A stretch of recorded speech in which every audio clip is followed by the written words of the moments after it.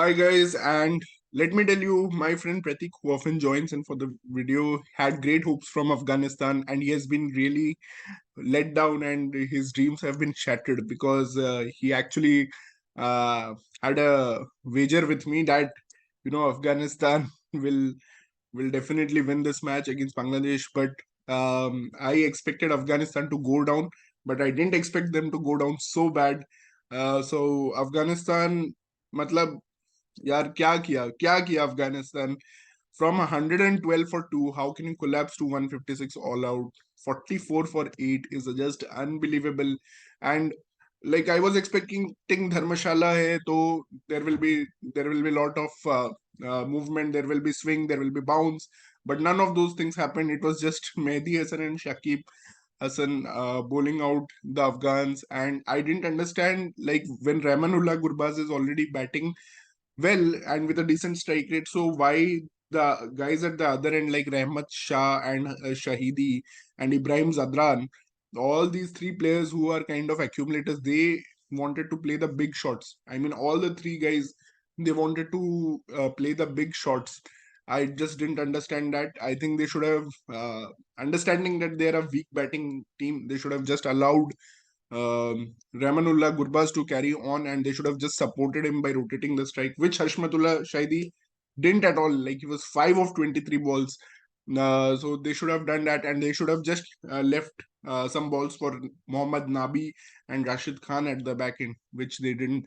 I mean, uh, total blowout by Bangladesh spinners, and at the end, of course, Nabi was taken by Tashkin Ahmed, and Shariful also chipped in. Mustafizur also chipped in with wickets. Bangladesh chase was okay. They were also not so comfortable, but yes, uh, I think it's okay. Shanto played again. He showed how reliable he is, uh, and they really need him. They really need Shanto fully fit for the entire World Cup because he's the most reliable batsman right now in Bangladesh lineup. And Afghanistan need to think a lot, like what could be their batting plan, because they need to learn from South Africa, who have come with a definite plan on how to tackle 50 over cricket. Now, Afghanistan totally didn't plan for anything. Like, already Rahmanullah Gurbaz was batting. If you see South Africa innings, first 20 overs they were 118, playing at Delhi, so 118, and from there onwards they started attacking, and then they attacked the middle overs. But I didn't understand, like, Afghanistan were somehow intent to score big from both ends. They wanted to attack the spinners from both ends. Didn't make any sense. And but kudos to South Africa. Let's talk about South Africa's match. And I just want to tell, amazing. Like, Rasi van der Dusen, he has shut his critics up. People were calling for Riza Hendricks to replace him. There were some other names also thrown in, that Rasi van der Dusen is not in form like he was 2 years back, and should he be replaced? But he has given his critics a good reply with 100. I think he was lucky. He got some chances in the middle overs. When Vilalage was bowling, he bowled 5 dots to him. There was a chance created. Sri Lanka didn't take their chances in the field, and that probably cost them because Rasi punished them, and Quinton de Kock then punished them, who was initially playing second fiddle to Rasi van der Dusen initially.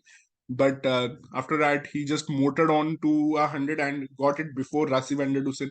Then Rasi van der Dusen gets the 100, and Markram comes, all hell breaks loose. He gets 149 balls, breaks the record held by Kevin O'Brien for the fastest World Cup. They score 428 with some more shots from Klaasen and Miller at the end, and Marco Jansen too. So they get that 428. So the breakup of scoring is till 20 overs they were 118, and from 20 to 30 they scored 88. From 30 to 40 they scored 85. So they scored 173 runs in the 20 overs there, and in the last 10 they scored 130, uh 135 runs or something. So they did score, like, again 300 in the last 30 overs, which was similar to what they did in Centurion. when they were playing against Australia, where Klaasen and Miller had that 173 runs partnership. At at the end, they scored 300 runs in 25 overs there. They scored 300. They had a slower start than what they had today. They were 120 in 25 overs there, and they managed to score 300 runs in next 25 overs. Here, they probably scored 300 in the 20 overs. 310, I think, in the 20 overs. 30 overs. I mean, 30 overs. So, if you see, South Africa has come with a definite plan. One is to attack in the middle overs, because middle overs only has four players outside the circle. So even if the spinners are bowling, you can take chances. They are optimizing the risk and optimizing the rewards that you get, and they're taking the chances in the middle overs.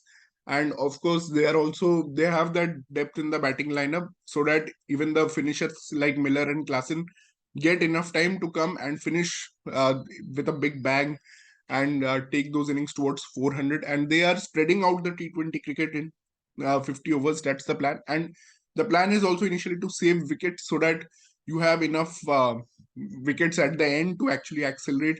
So they've come with a definite plan, which many teams, I'll tell you, many teams are lacking the planning that South Africa has come with. And they are doing it very consistently. Like we've seen in the Australia series, they did manage to get those 350 plus scores and beat them in that series. And although the Australian bowling lineup was very weak, they were not playing full strength, but still. And now they've done it in the World Cup against Sri Lanka.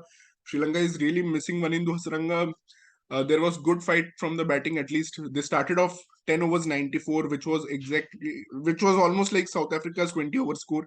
They started very positively, and at if you see the score comparisons, at 30 over point and 40 over point, they were equal to South Africa's score. In fact, South Africa was 291 at the end of 40 overs, and Sri Lanka were also 291, but they were already 8 down. And Shanaka needs to start more positively. He took a lot of time to get going, but once he got going, he got a 50, which was important.